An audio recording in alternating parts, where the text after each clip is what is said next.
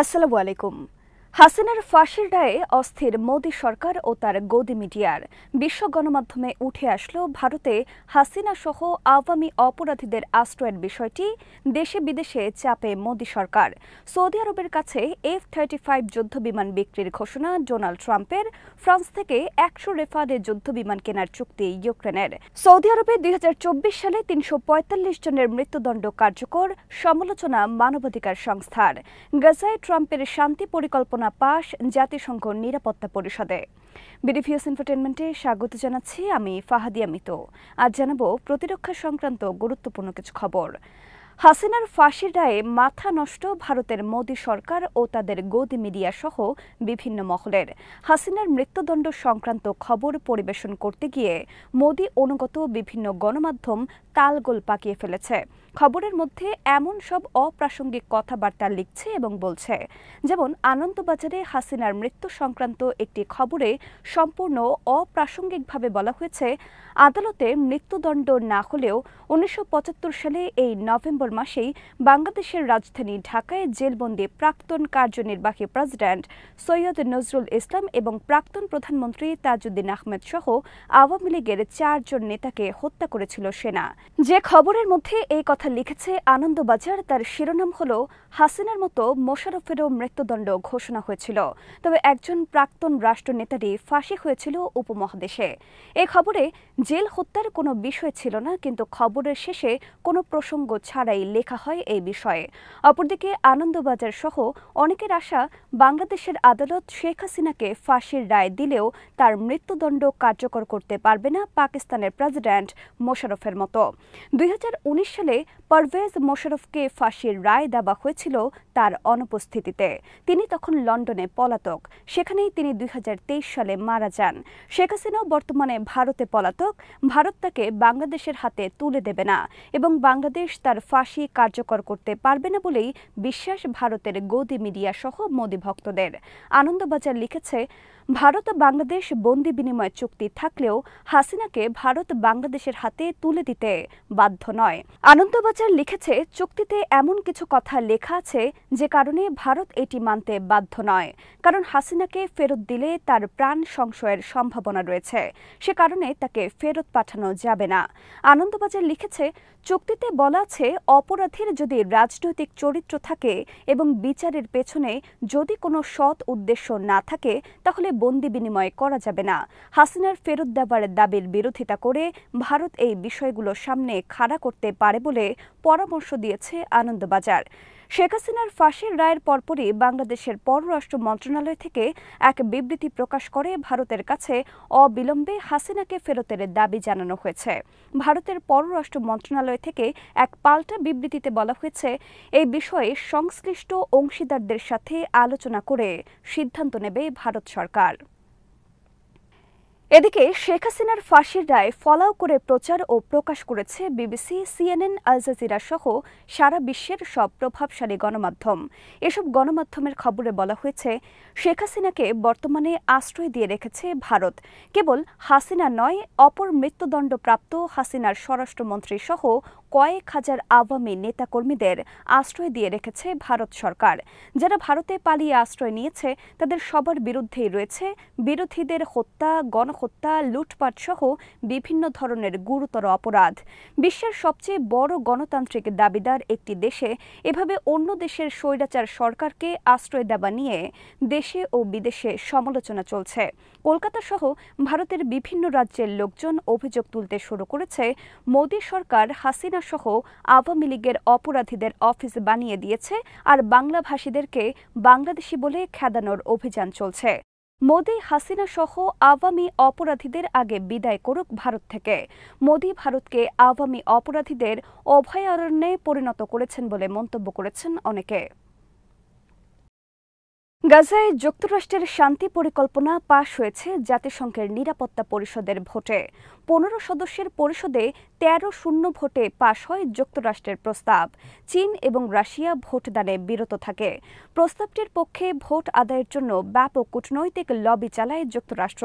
প্রস্তাবে বলা হয়েছে, গাজায় শান্তি ফেরাতে একটি বোর্ড অব পিস বা শান্তি পরিষদ গঠন করা হবে। এর চেয়ারম্যান থাকবেন প্রেসিডেন্ট ডোনাল্ড ট্রাম্প।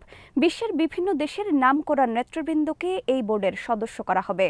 এছাড়া বিভিন্ন দেশের সেনা সদস্যদের নিয়ে গঠন করা হবে শান্তিরক্ষী বাহিনী, যার নাম হবে ইন্টারন্যাশনাল স্ট্যাবিলাইজেশন ফোর্স বা ISF।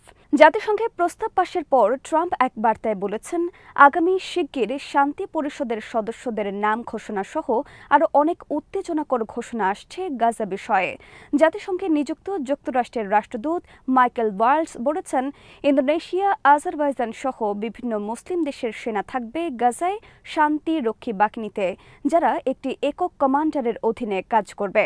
জাতিসংঘে প্রস্তাব পাশের পর হামাস এক বিবৃতিতে বলেছে, এই প্রস্তাব গাজায় আন্তর্জাতিক কর্তৃত্ব প্রতিষ্ঠা হবে, যারা হবে ইসরায়েলের দখলদারিত্বের প্রতি পক্ষপাতদুষ্ট।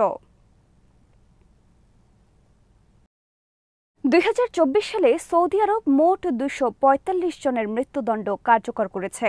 এ সংখ্যা অন্যান্য বছরের তুলনায় দ্বিগুণেরও বেশি। ২০২৪ সালে মৃত্যুদণ্ডপ্রাপ্তদের মধ্যে মিশর, সোমালিয়া, ইথিওপিয়া সহ বিভিন্ন দেশের নাগরিকও রয়েছে, যারা অর্থের লোভে সৌদি আরবে গিয়ে দেশটির প্রশ্নবিদ্ধ বিচার ব্যবস্থার জালে আটকা পড়েছে। মাদকসহ বিভিন্ন অপরাধে বিভিন্ন দেশের নাগরিকদের সৌদি আরব ফাঁসি দিলেও সেই ঘটনা তাদের পরিবারকে পর্যন্ত জানানো হয় না সরকারিভাবে। অভিযুক্তদের পক্ষে কেউ আইনি লড়াইয়ে অংশ নিয়েছিল কিনা তারও কিছু জানে না পরিবার। এরকম একজন হলেন মিশরের ২৮ বছর বয়সী মৎস্যজীবী মোহাম্মদ সাদ। একদিন তিনি মিশরের শার্ম আল শেখের সিনাই উপদ্বীপের উপকূলে মাছ ধরতে গিয়ে আর বাড়ি ফেরেননি। ৮ বছর পর তার পরিবার জানতে পারে সৌদি আরবে তার মৃত্যুদণ্ড হয়েছে। এ খবর তারা জানতে পারে জেলে বন্দী অন্য একজনের কাছ থেকে। এমনকি মৃত্যুর পর তাকে কোথায় কবর দেওয়া হয়েছে তাও জানে না সাদের পরিবার। সৌদি আরবের একটি সংবাদ সংস্থার খবরে বলা হয়েছে, সাদের বিরুদ্ধে অ্যামফেটামাইন পিল নামক এক ধরনের মাদক চোরাচালানের অভিযোগ আনা হয়েছিল। আন্তর্জাতিক বিভিন্ন মানবাধিকার সংস্থা সৌদি আরবের মৃত্যুদণ্ড কার্যকরের বিরুদ্ধে তীব্র সমালোচনা করে আসছে। তাদের অভিযোগ, প্রায়ই রাজনৈতিকভাবে বিরোধী ও সমালোচকদের মৃত্যুদণ্ড কার্যকর করা হয় প্রশ্নবিদ্ধ বিচার প্রক্রিয়ার মাধ্যমে। ২০১৭ সালে সৌদি আরবের মূল শাসকে পরিণত হন যুবরাজ মোহাম্মদ বিন সালমান। যুবরাজ সালমান দেশটিকে ক্রমে পশ্চিমা ধাঁচে গঠনের দিকে এগিয়ে নিতে থাকেন। নারীদের একা বাইরে চলাফেরা, স্টেডিয়ামে গিয়ে খেলা দেখা, একা হোটেলে বাস, গাড়ি চালানো সহ বিভিন্ন নিষেধাজ্ঞা তুলে নেওয়া হয়। চালু করা হয় সিনেমা হল। পশ্চিমা ধাঁচে আয়োজন করা হতে থাকে একের পর এক খোলামেলা নাচ গানের অনুষ্ঠান। তাতে আমন্ত্রণ জানানো হয় পশ্চিমা বিভিন্ন মডেল, খেলোয়াড় ও শিল্পীদের। আয়োজন করা হয় ফ্যাশন শো। এমনকি ২০২৪ সালে সৌদি আরব অংশ নেয় বিশ্ব সুন্দরী প্রতিযোগিতায়। ২০৩৪ সালে দেশটি আয়োজন করতে যাচ্ছে বিশ্বকাপ ফুটবল।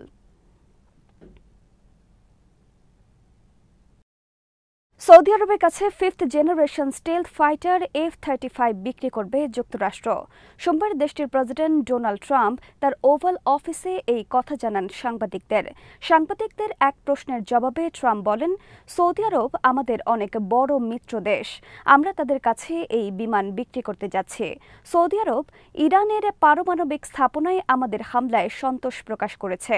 এদিকে টাইমস অফ ইসরায়েলের খবরে বলা হয়েছে, সৌদির কাছে আধুনিক এই যুদ্ধ বিমান বিক্রির ক্ষেত্রে কোনো আপত্তি তুলবে না নেতানিয়াহু সরকার। বরং নেতানিয়াহু সরকার যুক্তরাষ্ট্রের কাছে দাবি তুলবে সৌদি আরব যেন ইসরায়েলকে স্বীকৃতি দেয় সেই বিষয়ে। তবে সৌদি আরব এখনও অনেকটা অনড় রয়েছে স্বাধীন ফিলিস্তিন রাষ্ট্র গঠন বিষয়ে। প্রকাশিত প্রতিবেদনে বলা হয়েছে, সৌদি আরব যুক্তরাষ্ট্রের কাছে 48টি F-35 যুদ্ধ বিমান কেনার আবেদন করেছে। এতে বিমানের মূল্য এবং রক্ষণাবেক্ষণ, খুচরা যন্ত্রাংশ সরবরাহ, পাইলট প্রশিক্ষণ সহ দীর্ঘমেয়াদে দেশটির মোট ব্যয় করতে হবে $30 বিলিয়ন বেশি। মঙ্গলবার সৌদি যুবরাজ মোহাম্মদ বিন সালমান বৈঠকে বসতে যাচ্ছেন ডোনাল্ড ট্রাম্পের সাথে। এই বৈঠকে চুক্তি হতে পারে এই বিষয়ে। ট্রাম্প এই বৈঠকে উত্থাপন করবেন আব্রাহাম অ্যাকর্ডে স্বাক্ষর তথা ইসরায়েলকে স্বীকৃতি দেওয়ার প্রস্তাব।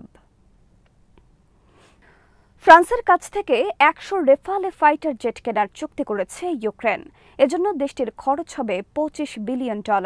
এর বাইরে মাল্টি বিলিয়ন ডলার ব্যয়ে ইউক্রেন ফ্রান্স থেকে কিনবে রাডার এবং ৮টি আধুনিক এয়ার ডিফেন্স সিস্টেম। এ বিষয়ে প্যারিসে সোমবার চুক্তি করেছেন ফ্রান্সের প্রেসিডেন্ট ইমানুয়েল ম্যাক্রো এবং ইউক্রেন প্রেসিডেন্ট ভলোদিমির জেলেনস্কি। যুদ্ধবিমান কেনার চুক্তিতে বলা হয়েছে ফ্রান্স এবং ইউক্রেন যৌথভাবে নির্মাণ করবে রেফালে ফাইটার জেট। চলতি বছরই শুরু হবে এর নির্মাণ কাজ এবং ২০৩৫ সালের মধ্যে ইউক্রেন সব বিমানের ডেলিভারি বুঝে পাবে। বিপুল পরিমাণ এসব আধুনিক সমরাস্ত্র কেনার অর্থ ইউক্রেন মূলত সংগ্রহ করবে ইউরোপ সহ বিভিন্ন দেশের কাছ থেকে অনুদান হিসেবে। ফ্রান্সও ইউক্রেনকে সহায়তা করবে অস্ত্র কেনার ফান্ড সংগ্রহে। আজ এখানেই শেষ করছি। সমরাস্ত্র, প্রতিরক্ষা ও কূটনীতির নানা তথ্য জানতে চোখ রাখুন বিডিপিওস ইনফোটেনমেন্টে। চ্যানেলটি ভালো লাগলে সাবস্ক্রাইব করুন, সংযুক্ত থাকুন আমাদের ফেসবুক পেজে। আল্লাহ হাফেজ।